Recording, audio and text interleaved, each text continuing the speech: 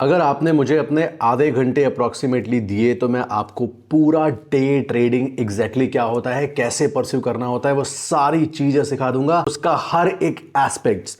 Now हम पूरे day trading को या पूरा डे ट्रेडर आपको कैसे बनना है या डे ट्रेडिंग कैसे करनी है, इस सारे एस्पेक्ट को 5 सिंपल स्टेप्स में समझेंगे।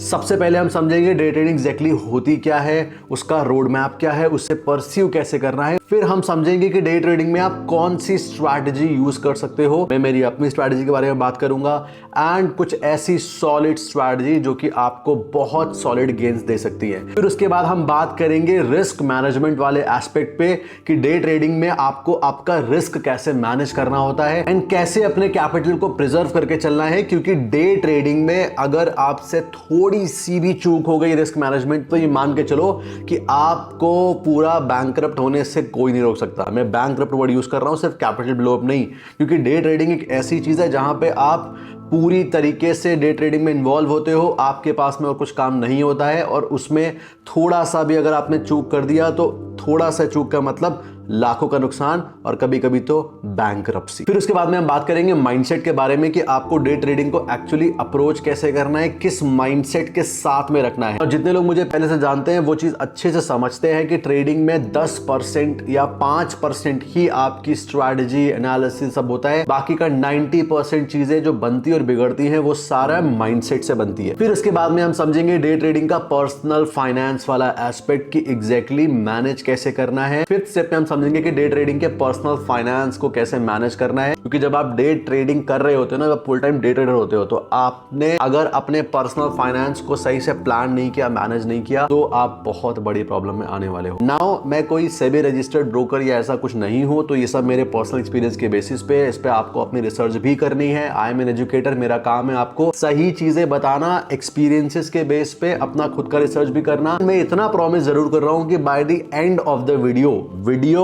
के खत्म होते होते तक आपके दिमाग में एक प्रॉपर क्लैरिटी होगी कि एग्जैक्टली आपको डे ट्रेडिंग को कैसे अप्रोच करना है, जहां पे हमने स्टार्टिंग के रोड मैप से लेके स्ट्रैटेजी, माइंडसेट, पर्सनल फाइनेंस सब कुछ कवर करा है। तो बहुत ही अमेजिंग डे ट्रेडिंग का कोर्स होने वाला है एंड इतना मैं प्रॉमिस कर रहा हूं, इस पूरे कोर्स में आपको ऐसी ऐसी चीजें सीखने को मिलेंगी जो एक्चुअली में लोग बहुत हैवी चार्ज करने के बाद भी नहीं सिखाते। तो ज्यादा टाइम वेस्ट नहीं करते हैं, सीधा चलते हैं वीडियो पे, लेट्स गो।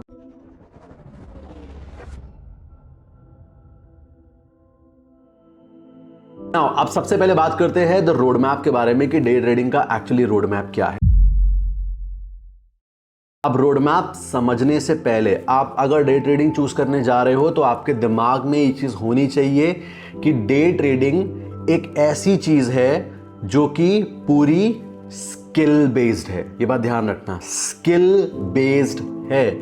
इसीलिए सब लोग, जितने भी ट्रेडर्स हैं, वो सब अपनी अपनी स्ट्रैटेजी शेयर कर सकते हैं, अपना ट्रेड करने का तरीका शेयर कर सकते हैं, अपना थॉट प्रोसेस शेयर कर सकते हैं, बट दुनिया में कोई भी आपको डे ट्रेडर नहीं बना सकता। यू हर्ड मी राइट, कोई भी आपको डे ट्रेडर नहीं बना सकता। अब देखो, मुझे आपको कोई कोर्स नहीं सेल करना है, मेरा अभी तक कोई कोर्स भी नहीं है, लाइव क्लासेस होती थी वो बंद हो चुकी हैं, तो मैं आपको वो सारी चीजें बता रहा हूं जो कि एक्चुअली में एग्जिस्ट करती है और जो रियल है। तो रियलिटी बॉस सबसे यही है। इनफैक्ट जब मैं पहले क्लास भी लेता था तो वहां पे भी मेरा अप्रोच सेम होता था कि बॉस मैं एजुकेटर हूं, आपको सिखाऊंगा, समझाऊंगा, लेकिन 1 महीने, 2 महीने, 3 महीने में कुछ नहीं होने वाला। अगर आपको डे ट्रेडिंग करनी है तो आपको बड़ा विजन लेके चलना पड़ेगा। 6 महीने, 8 महीने, साल भर, मे बी कभी कभी 4-5 साल भी लग सकते हैं।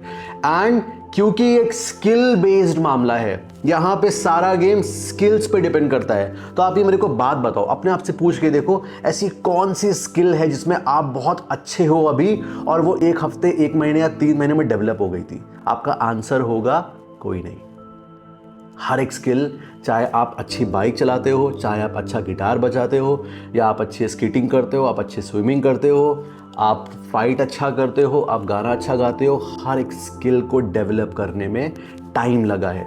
उसी तरीके डे ट्रेडिंग भी स्किल का मामला है, इसमें टाइम लगने वाला है। तो अगर आपके पास टाइम नहीं है देने के लिए तो आप डे ट्रेडिंग को ना ध्यान में रखो और डे ट्रेडिंग को एज अ प्रोफेशन ना अप्रोच करना। ट्रेडिंग एक अपने आप में कर सकते हो। अगर आपने आज कोई स्टॉक खरीद के 6 महीने बाद बेचा तो टेक्निकली वो भी ट्रेड है और आप बार बार ऐसा कर रहे हो तो वो ट्रेडिंग हो गया। लेकिन डे ट्रेडिंग या बिकमिंग अ डे ट्रेडर एक टोटली डिफरेंट थिंग है। One of my friend is there, his name is Umar Ashraf, जो कि 10 साल से पिछले मार्केट में एक्टिव है, डे ट्रेडर है। वो डे ट्रेडर करके उसने मिलियंस ऑफ डॉलर्स बनाए। 1 महीने में हो गया, 1 साल में हो गया, 1.5 साल में हो गया, 2 साल में हो गया? नहीं, वो तो 2-3 साल समथिंग उसको लग गए। मेरे को तो और ज़्यादा समय लगा, 6-7 साल लग गए। तो ये बात ध्यान रखना, it's a matter of skill. जहां बात स्किल की आती है तो ये बात उसके साथ लग के आती है कि साइंटिफिकली ये चीज़ प्रूवन है, अगर आपको दुनिया में कोई भी स्किल मास्टर करनी है तो स्किल मास्टर करने के लिए आपको 10,000 आवर्स लगते हैं। ये एक बेसिक क्राइटेरिया है। गिटार सीखना है, गाड़ी चलाना सीखना है, बाइक में प्रो बनना है, कुछ भी करना है, 10,000 hours is a basic criteria. Now अब आप इस चीज़ को ऐसे रिलेट मत करना कि बॉस मैं ट्रेडिंग 10,000 घंटों में सीखूंगा, बिकॉज मैथ करने जाओगे तो 5 साल का समय निकल के आ जाएगा। इन रियलिटी मास्टर की बात हो रही है, यानी कि डे ट्रेडिंग का मास्टर बनना मतलब आपको सब कुछ समझ में आ चुका है and you have become a profitable trader. तो टाइम तो लगेगा उसमें। अब 10,000 आवर मास्टर बनने के लिए है तो क्या आपको 10,000 घंटे देने पड़ेंगे स्टार्ट करने के लिए, समझने के लिए, एक डिसेंट तरीके से ट्रेड करने के लिए और थोड़ा बहुत पैसा बनाने के लिए मार्केट से? आपको मास्टर होने की जरूरत नहीं है। A master is a master. If you are ready to give 7 years 5 years you will become the master, that's my promise. But अगर आप 1-2 साल भी देते हो अच्छे से, then you can become very good. लेकिन तब जब आप एक सही रोड मैप और सही लाइन लेंथ के साथ चलो।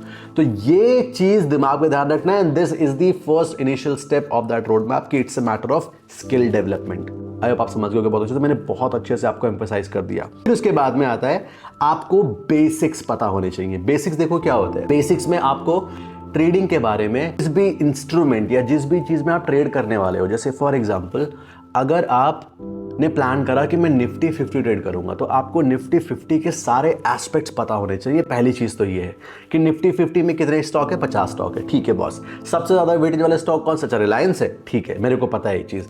निफ्टी 50 में ट्रेड करता हूं तो क्या क्या मैं ऑप्शन में पड़े हुए हैं, मेरे पास फ्यूचर की तरीका है करने के लिए और मेरे पास ऑप्शन तरीका करने के लिए, ठीक है। तो इन शॉर्ट एग्जाम्पल से मैंने आपको बताया कि जिस भी चीज में आप पकड़ बनाने की सोच रहे हो कि मैं डे ट्रेडिंग करूंगा तो मुझे उस इंस्ट्रूमेंट या उस पर्टिकुलर चीज के बारे में पूरी इंफॉर्मेशन होनी चाहिए, एंड उससे पहले मेरे को एक इंस्ट्रूमेंट चूज करना है।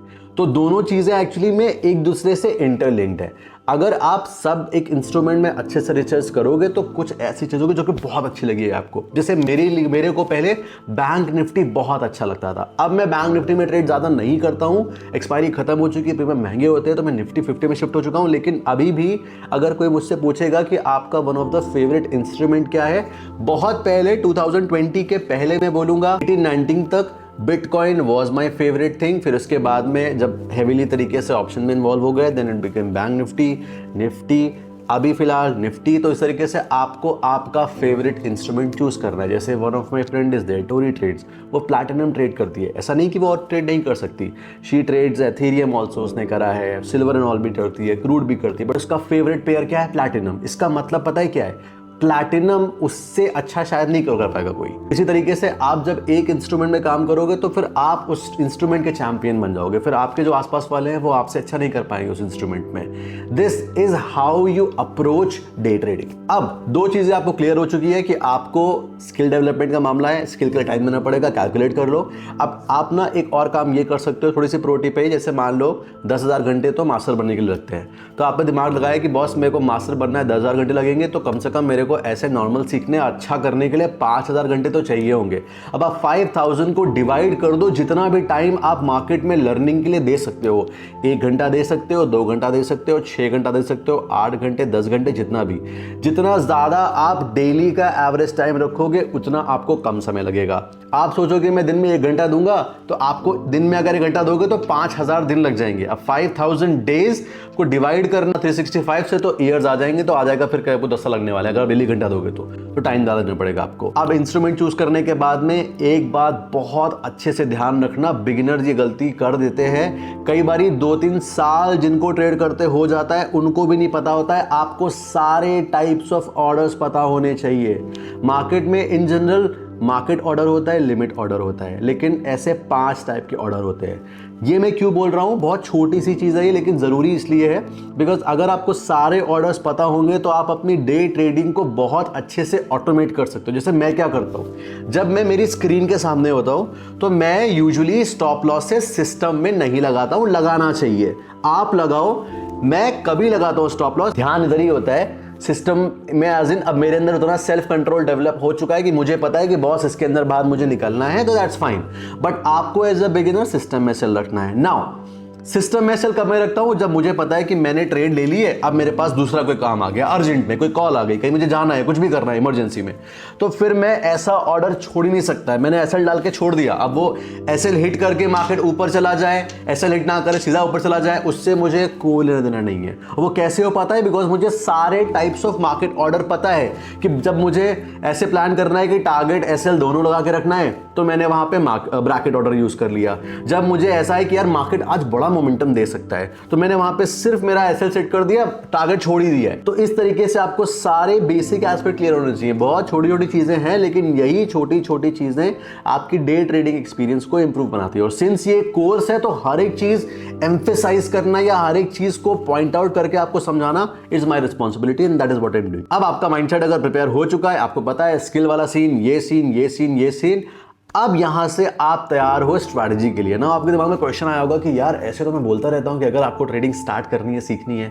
तो आपको टेक्निकल एनालिसिस सीखना पड़ेगा, उसमें सपोर्ट रेजिस्टेंस सीखना पड़ेगा, कैंडल स्टिक सीखनी पड़ेगी, ट्रेंड लाइन सीखनी पड़ेगी, fake breakout, real breakout, EBD zone, blah blah blah, बहुत सारी चीजें हैं। बट मैं बोल रहा हूं अभी सीधा स्ट्रैटेजी पे जा सकते हैं। वो चीज आपको समझ में आएगी थर्ड चैप्टर में, जो कि है द माइंडसेट वाला। नाउ अब हम चलते हैं सीधा स्ट्रैटेजी वाले पार्ट पे। अब अगर स्ट्रैटेजी की बात करें, तो मैं आपके साथ में 3 स्ट्रैटेजीज शेयर करूंगा। ये तीनों स्ट्रैटेजी अपने आप में कंप्लीट स्ट्रैटेजी है। अब आप अपने दिमाग में ये याद रखना कि अगर आप 3 डिशेस को एक साथ मिला दोगे तो कचरा हो जाएगा। ये तीनों अपने आप में एक सेपरेट डिशेस है। आपको क्या पसंद है, आप उठाओ और खा लो, कंज्यूम कर लो, इट्स दैट। तीनों नहीं करना। आपको क्या अच्छा लगता है, सबसे आपकी फेवरेट क्या है, it totally depends on you. सबसे पहली स्ट्रैटेजी की अगर मैं बात करूं तो वो है support resistance and candlestick. Now सबसे पहले समझते हैं सपोर्ट एंड रेजिस्टेंस कॉन्सेप्ट क्या है। सपोर्ट एंड रेजिस्टेंस एक टेक्निकल टर्म है, ठीक है, ये ध्यान रखना। Support and resistance is a technical term. Demand and supply, ये जो चीज होती है, ये चीज प्राइस को मूव करती है अपवर्ड्स और डाउनवर्ड्स।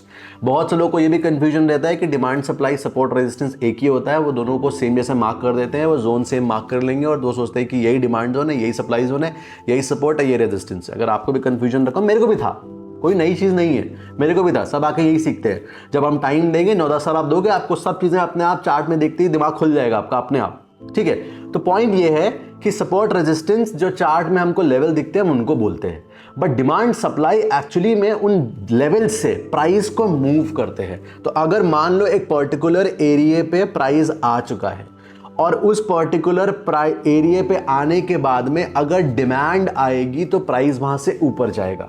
सिमिलरली अगर एक रेजिस्टेंस पे प्राइस आ चुका है और रेजिस्टेंस के पास से सप्लाई आएगी तो प्राइस वहां से नीचे जाएगा, करेक्ट। तो सपोर्ट रेजिस्टेंस चार्ट के लेवल हो गए, डिमांड सप्लाई एक्चुअली में प्राइस को मूव करता है। नाउ अब आपको कैसे पता चलेगा कि नहीं इसी पर्टिकुलर जोन पे डिमांड आएगी, इसी पर्टिकुलर जोन पे सप्लाई आएगी। तो डिमांड और सप्लाई एक्चुअली में आपको पता चलेगा पिछले वाले चार्ट को देख के कि पिछली बार प्राइस यहां से कैसा मूव कर रहा है। अगर पिछली बार यहां से प्राइस एक पर्टिकुलर जोन से अच्छा खासा रैली देके ऊपर गया है, इसका मतलब कि वहां पे एक अच्छे लेवल पे डिमांड थी, डिमांड अच्छी आई, लोगों ने बाय करा, मार्केट ऑर्डर्स लगे एंड एग्रेसिव बाइंग होके प्राइस ऊपर चला गया। तो जब वापस प्राइस उसी जगह को रीटेस्ट करने के लिए आ रहा है तो at first glance chances are very high कि जो लोग पहले बाय किए थे ऊपर तो प्रॉफिट बुक कर लिए वो अपना, वही एग्रेसिव बायर्स वापस से किक इन करने का ट्राई करते हैं। एंड अगर थोड़ा सा भी सेलर्स एग्रेसिव वीक हो गए तो प्राइस वहां से वापस शूट कर जाता है। ये एक बेसिक प्रिंसिपल है ऑफ सपोर्ट। एंड इसी का अगर हम उल्टा कर दे, एक पर्टिकुलर एरिया से अगर प्राइस कंटिन्यूअसली फॉल हुआ है, एक अच्छे खासा मोमेंटम लेके फॉल हुआ है, देन अगर प्राइस वापस उसी जगह गया है तो वहां से प्राइस दोबारा फॉल होने के चांसेस बहुत हाई हैं। अब आपको इसको एक और रिलेटेबल एग्जांपल से समझा दूंगा तो आपके दिमाग में फुल क्लैरिटी आ जाएगी। टाटा मोटर्स का शेयर, अगर मेरा नाम सुनकर कोई बाय या सेल मत करना, सिर्फ एग्जांपल के लिए बता रहा हूं। टाटा मोटर्स का शेयर 1100 रुपए के आसपास था। बहुत सारे लोगों ने टाटा मोटर्स के शेयर को 1100 रुपए पे बाय किया होगा। अगर आपने भी बाय किया है तो मुझे बताना कमेंट करके, बट इन शॉर्ट बाय किए होंगे। अब वहां से जब प्राइस नीचे गिरना स्टार्ट हो चुका है, कितना ज़्यादा उनके अंदर अभी अंदर से एग्रेशन हो रहा होगा कि भगवान प्लीज़ एक बार 1100 पे आ जाए, प्लीज़ एक बार 1100 पे आ जाए, मैं बेच के निकल जाऊंगा। क्यों? क्योंकि जो इंसान ने 1100 रुपए के रेट पे अगर 50 लाख रुपए लगाए होंगे तो आज उसके 50 लाख के सिर्फ 25-30 लाख रुपए ही दिख रहे होंगे। यानी कि उसका जो स्टॉक है, जो उसका जो टोटल वैल्यू था, वो अभी 50% के आसपास, 45% के आसपास नीचे आ चुका है। तो जैसे ही वापस प्राइस जाएगा 1100 रुपए के आसपास, सबसे पहला काम वो इंसान क्या करेगा, जो एक पैनिक सेलर जैसा बोल सकते हो, या नया है मार्केट में, ज़्यादा उसकी एक्सपीरियंस नहीं है, वो पहला काम ये करेगा, या तो वो पूरा माल बेच के बाहर निकलेगा, या तो वो एटलीस्ट आधा तो बेचेगा, बिकॉज बड़ी मुश्किल से प्राइस ये वापस 25 लाख से 50 लाख के आसपास आया है। तो क्या होगा, या तो वो कुछ माल बेचेगा या तो वो पूरा ही बेच देगा। पूरा बेचेगा तो प्राइस तेजी से गिरेगा, और थोड़ा भी बेचेगा तो भी प्राइस थोड़ा सा गिरेगा ही गिरेगा। तो हमें इंट्राडे ट्रेड जब कर रहे होते हैं तो हमें बहुत ज़्यादा लंबे टारगेट नहीं चाहिए होते कि नहीं हम आज 1:10 ही लेके जाएंगे। कभी कभी 1:2 लेके भी सेटल करना पड़ता है। इसी तरीके से अगर एक सपोर्ट के पास में प्राइस आता है तो इस तरीके से रिएक्ट करता है, रेजिस्टेंस के पास आता है तो इस तरह के रेट करता है। जो मैंने आपको भी एग्जांपल बताया टाटा मोटर्स का, वो एक रेजिस्टेंस का अच्छा एग्जांपल हो सकता है कि जब वापस 1100 पे प्राइस आएगा तो जो डबल टॉप बन के प्राइस गिरता है नीचे, आपको ऐसा देखने को मिल जाएगा। Now on the other hand बहुत से ऐसे स्टॉक होंगे जो कि बढ़ गए हैं। जैसे एग्जांपल के लिए टाटा मोटर्स 200 रुपये से बहुत से लोगों से छूट गया होगा 2020 में। अब अगर टाटा मोटर वापस से 200 रुपये पे आ जाएगा तो आप जैसे कितने लोग टूट पड़ेंगे उस शेयर पे कि नहीं 200 पे आया, चलो लोग मुझे पता है कि बेच के लगा दे, क्या पता पैसा अपना, बहुत सारे जो उनके पास पहले से एसेट्स पड़े होंगे, गोल्ड एंड ऑल, करेक्ट हो सकता है। तो इस तरीके से 200 क्या है, 200 सपोर्ट नंबर है। अब सपोर्ट नंबर पे जब डिमांड आएगी प्राइस ऊपर करेगा। तो ये एक बेसिक एग्जांपल था आपके लिए समझने का कि सपोर्ट एंड रेजिस्टेंस काम कैसे करते हैं। डिमांड जब आती है, सप्लाई आती है तो क्यों आती है, उसके पीछे की प्राइस साइकोलॉजी क्या है। ये प्राइस साइकोलॉजी ट्रेडिंग साइकोलॉजी से एकदम हटके है। Price psychology is basically understanding कि कोई चीज वहां पे क्यों हो रही है, प्राइस मूव करेगा तो क्यों करेगा, क्या कॉन्सिक्वेंसेस हो सकते हैं। Now you know. अब उसके बाद में सपोर्ट रेजिस्टेंस क्लियर हो गया, फिर आती है बात कैंडलस्टिक की। तो कैंडलस्टिक के लिए फुल लर्निंग के लिए आप ये ऑडियो देख लेना। कैंडलस्टिक का एक अपडेटेड वर्जन भी बहुत जल्दी आपको आएगा, और ऑनेस्टली बता रहा हूं कैंडलस्टिक अभी तो मेरे को यूज करते हुए बहुत साल हो गए, लेकिन लास्ट टाइम जो मैंने बनाया था वीडियो वो तो वैसे ही अपने आप में एक पूरा इंसाइक्लोपीडिया जैसा था। अब जो आएगा ना कैंडलस्टिक का वीडियो, वो नेक्स्ट लेवल होगा, बिकॉज अब ऐसी ऐसी चीज़ें मैंने और ऑब्जर्व करी है जो कि जिसके बारे में कभी कोई बात नहीं करता है। सो कैटल पैटर्न के बारे में बड़ा बात करते हैं कि ये पैटर्न बन गया, वो पैटर्न बन गया, ये मॉर्निंग स्टार, इवनिंग स्टार, ऐसा करके वो 2-4 लाइन बना के कुछ भी नाम दे दिया, हो गया। बट इन डेप्थ नॉलेज, कुछ टेक्निकल टर्म्स, मजा आ जाएगा आपको देख के। नाउ कैंडलस्टिक इन रियलिटी आपको बताता क्या है, कैंडलस्टिक बताता है आपको बाइंग एंड सेलिंग के बिहेवियर के बारे में। तो अब आप सोच के देखो, अगर एक सपोर्ट जोन के पास में आपको एग्रेसिव बाइंग दिख गई तो क्या कारण है ऐसा कि आप वहां पे बाय नहीं करोगे। क्योंकि आपको एक ऐसा लेवल जानना था जहां से प्राइस ऊपर जा सकता है, आपको सपोर्ट देख के समझ में आ गया और आपको कैंडलस्टिक से कंफर्मेशन मिल गया, एंड दैट्स इट। अगर मार्केट को आपके फेवर में जाना है तो वो वैसे सिंपल तरीके से चला जाएगा, और अगर एसेलेट करना है तो आप उसमें नासा जैसा चार्ट बना लोगे ना अपना, तब भी वो आपका एसेलेट कर देगा। That is how support resistance and basic candlestick strategy works. और मेरे बहुत सारे स्टूडेंट इस पे काम कर रहे हैं and they are profitable in doing very good. So I am sharing on that behalf also. जो दूसरी स्ट्रैटेजी है वो है 830 स्ट्रैटेजी ना। 830 पे भी मैंने डेडिकेटेड वीडियो बनाया हुआ है, आप जाके देख सकते हो। इसका भी अपडेटेड वर्जन आने वाला है बहुत जल्दी। इसमें भी कुछ नई चीज़ें मैंने ऑब्जर्व करी हैं जो कि और आपको इंप्रूव करा सकती है। बट इन शॉर्ट 830 स्ट्रैटेजी में हम दो EMAs का यूज करते हैं, one is 8 and second is 30 ना। 830 स्ट्रैटेजी काम क्यों करती है, इसका किसी ने बैक टेस्टिंग भी किया था। मैंने इंस्टाग्राम पे वीडियो देखा था जिसमें इसकी एक्यूरेसी 54% निकल के आई थी, वो भी 1:2 के रिस्क टू रिवॉर्ड से। तो इसका मतलब टेक्निकली ये स्ट्रैटेजी तो प्रॉफिटेबल है। नाउ इसमें कुछ इम्प्रोवाइजेशन करके हम इसको और अच्छा कर सकते हैं। और दूसरा 830 स्ट्रैटेजी टोटली वर्क करती है मार्केट जब मोमेंटम पे होती है या इन शॉर्ट वॉलेटाइल होती है। कोई भी स्ट्रैटेजी अगर EMA बेस्ड है, जैसे ही मार्केट थोड़ा साइडवेज हो जाएगा तो वहाँ पे बार बार क्रॉसओवर बनेंगे एंड आपका एसएल हिट होने के चांसेस बढ़ जाते हैं। बट जब भी मार्केट ट्रेंडिंग होगी, वॉलेटाइल हो जाएगी, बड़े बड़े मूव्स देगी, वहाँ पे इस टाइप की स्ट्रैटेजीज कमाल का रिजल्ट आपको दिखेंगे। आप खुद देख के शॉक्ड रह जाओगे कि आपका जो एग्जिस्टिंग नॉलेज है रॉकेट साइंस वाला वो नहीं काम कर रहा है और बेसिक सी EMA क्रॉसओवर स्ट्रैटेजी काम कर रही है।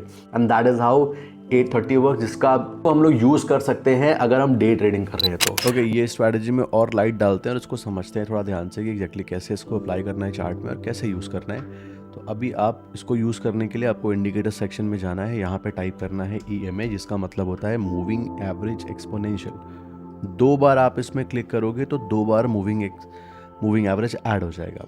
नाउ ऐड करने के बाद में एक EMA को आप जाके इसकी वैल्यू को 8 कर लेते हो।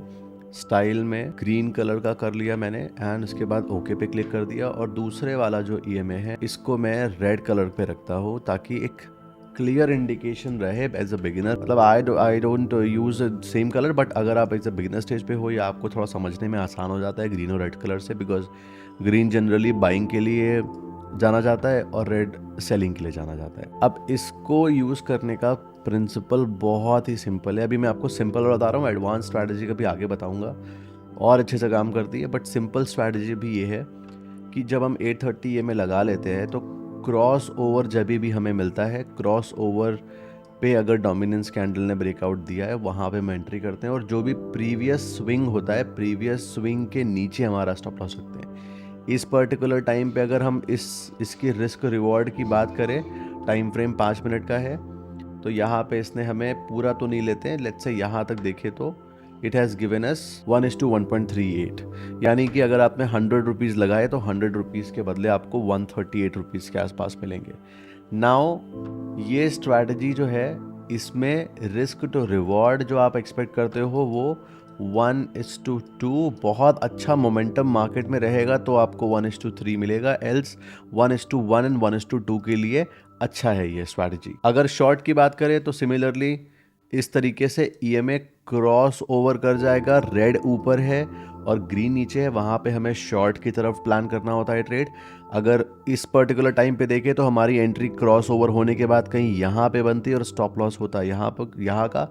एंड जैसा भी मैंने पहले बोला था कि अगर मार्केट में ट्रेंडिंग मूव आता है, एक सिंगल साइडेड ट्रेंड पकड़ के मार्केट अगर मूव कर जाता है तो उस केस में हमें बड़े रिस्क टू रिवॉर्ड मिलते हैं। जैसे अगर इस केस में देखें तो इधर पे हमें मार्केट ने दिया है अप्रॉक्सीमेटली, मैं यहाँ तक पूरा कैलकुलेट नहीं कर रहा हूँ बिकॉज यहाँ तक पूरा कोई नहीं ले पाता है।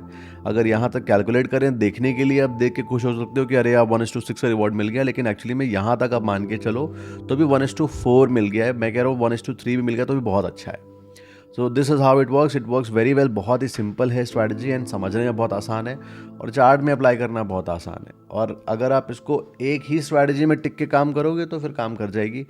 सिर्फ मेरी बातों पे बिलीव मत करना, खुद बैक टेस्ट करके देखना, रिसर्च करना। अगर आपको लगता है कि नहीं हाँ आप अच्छी तरीके से यूज़ कर पा रहे हो, आपको समझ में आ रही है, यू कैन यूज़ इट। नहीं लगता है तो there are other things. Now third strategy की हम बात करें तो बहुत ही सिंपल है, जहाँ पे हम कन्फ्यूजन कैंडल 2 देखते हैं। नाउ कन्फ्यूजन कैंडल कुछ ऐसा सा दिखता है, लोग उसको स्पिनिंग टॉप और डोजी भी बोलते हैं। इन शॉर्ट मैं इसको कन्फ्यूजन कैंडल बोलता हूँ। कन्फ्यूजन का मतलब मार्केट ऊपर भी नहीं जा रहा है, नीचे भी नहीं जा रहा है, बीच में है, तो यानी कि इंडिसाइसिवनेस है। तो यानी कि दैट टोटली कंफ्यूज कि प्राइस को ऊपर लेके जाना है कि नीचे लेके जाना है। That means aggressive buyers and sellers. तो अभी अगर हमें रेड कन्फ्यूजन कैंडल और ग्रीन कन्फ्यूजन कैंडल या ग्रीन कन्फ्यूजन कैंडल और रेड कन्फ्यूजन कैंडल 2 कैंडल एक साथ दिखती है, हमें उसका हाई मार्क करना है, लो मार्क करना है और उसके बाद वेट करना है कि प्राइस किधर भी हमें ब्रेकआउट दे दे, या तो अप साइड में ब्रेकआउट दे दे या फिर डाउन साइड में ब्रेकआउट दे दे। अगर एसएल हिट हो रहा है तुरंत, तो फिर उम्मीद में बैठना नहीं कि नहीं शायद प्रॉफिट में आएगा, प्रॉफिट में आएगा, प्रॉफिट में आएगा। एसएल हिट हुआ, एसएल लेके बाहर आना। नाउ ये 3 बेसिक स्ट्रैटेजीज है। इसके अलावा कुछ और एडवांस स्ट्रैटेजी भी है, उसके लिए मुझे बहुत टाइम लगेगा समझाने में, बिकॉज बहुत कॉम्प्लिकेटेड है। बट इन शॉर्ट ये बेसिक 3 स्ट्रैटेजी भी काम करती है। Many of my student use and उसके बेसिस पे they good, they know some advance also. But ये भी जब हम स्टार्ट करते हैं क्लास को और एकदम बेसिक लेवल पे, अब तो नहीं होती क्लास, अब मत करना कोई मैसेज क्लास वास के लिए, ठीक है, कोई क्लास है कोई कोर्स है कुछ नहीं है। बट जब था पहले वहां पे इट वॉज देयर, तो बेसिक हम ऐसे ही स्टार्ट करते हैं। तो ये चीज वर्क करती है। अब ट्राई कर देखना। And again I always say, India में सब कुछ घड़ी साबुन जैसा है, पहले इस्तेमाल करो फिर विश्वास करो, किसी पे भरोसा मत करो। यहाँ पे सब झूठे है, ये मान के चलो, कोई प्रॉफिटेबल नहीं है यहाँ पे, आप ये मान के दिमाग में रखो। इसलिए आपको खुद पे बिलीव होना चाहिए, सामने वाले की बात सुनो, खुद अप्लाई करो, काम कर रही है तो बढ़िया है, उसको फॉलो करो, उसको अप्रिशिएट करो। काम नहीं कर रही है, बोलो your thing is not working, बोल के बाहर निकल जाओ, दूसरा करो। Is that simple. अब बात बचती है सबसे इंपॉर्टेंट टॉपिक, वो है risk management, mindset and personal finance को कैसे मैनेज करना होता है डे ट्रेडर बनने के लिए और डे ट्रेडिंग को अप्रोच करने के लिए। वो हम देखेंगे नेक्स्ट पार्ट में। अगर आपको ये पार्ट अच्छा लगा है, समझ में आया है, तो मुझे बताना। अगर मुझे रिस्पांस अच्छा दिखेगा तो आई विल मेक पार्ट 2। अगर अच्छा नहीं दिखेगा रिस्पांस तो भी I will make part 2, because I am an educator. मेरा काम है आपको सिखाना, एंड दैट्स माई पैशन, तो I do it. All the best.